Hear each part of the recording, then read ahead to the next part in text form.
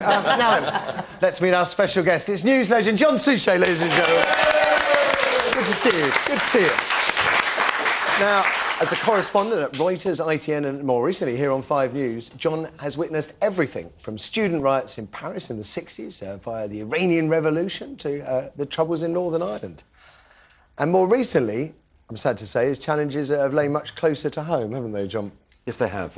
My beautiful wife was diagnosed with dementia 4 years ago, and I had to make the decision last autumn that she should go into full-time care.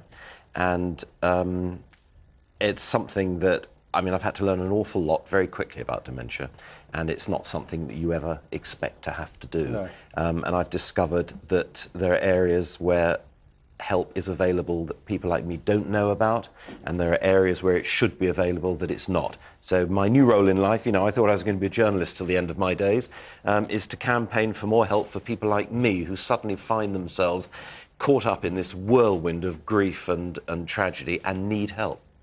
Now, John has written about his 26-year marriage to Bonnie in this, My Bonnie. It's a book that, frankly, doesn't pull any punches.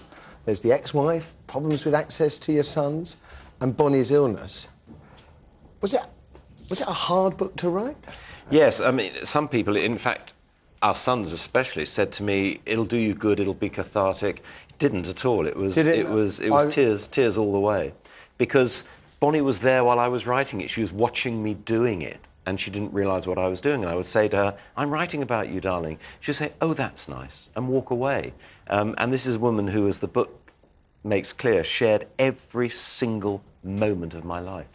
But it needed saying, because I went public about her for various reasons a year and a half ago, and the reaction came from around the world, literally. I got emails from carers in China, Australia, America, Canada, saying, do I have the help in the form of an admiral nurse, which I describe in the book, that you have? To which the answer was, not only do you not, but if I lived a mile from where I lived, I wouldn't. And that, I think, is wrong.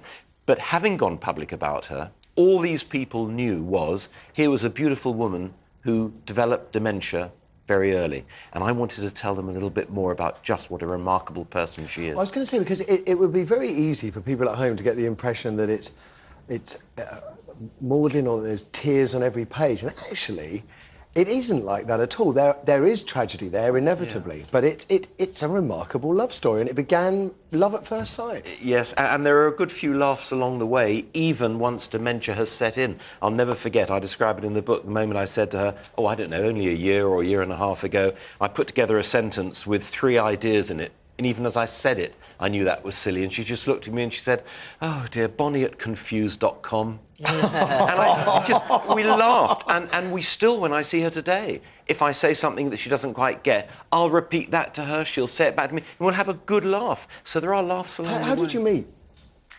Well, it's a little bit naughty, really. We were neighbours, and we knew that it was wrong, but I saw her and I fell in love with her the moment I set eyes on her. As she later told me, the same thing happened to her 9 years later. Which, under the circumstances, is pretty quick, I'd say. We had to overcome... There were obstacles in the way, and we did break up 2 families to be together.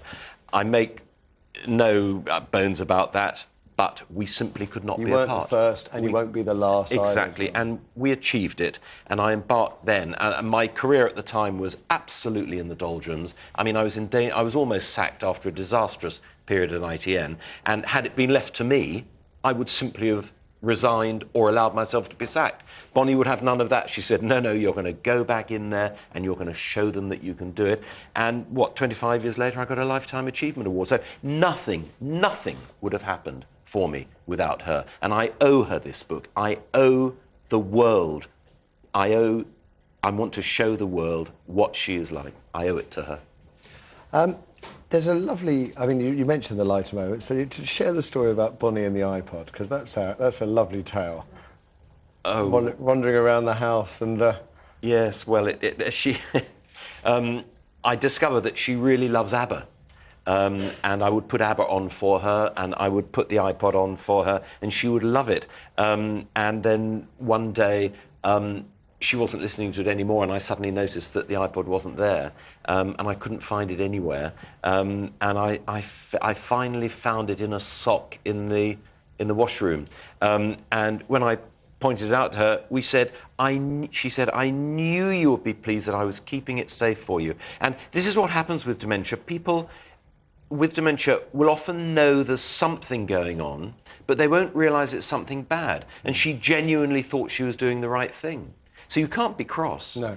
And the net result of it all was actually I got quite into ABBA myself. I think that's fabulous. Makes a change from Beethoven, which I know is one of your absolute passions.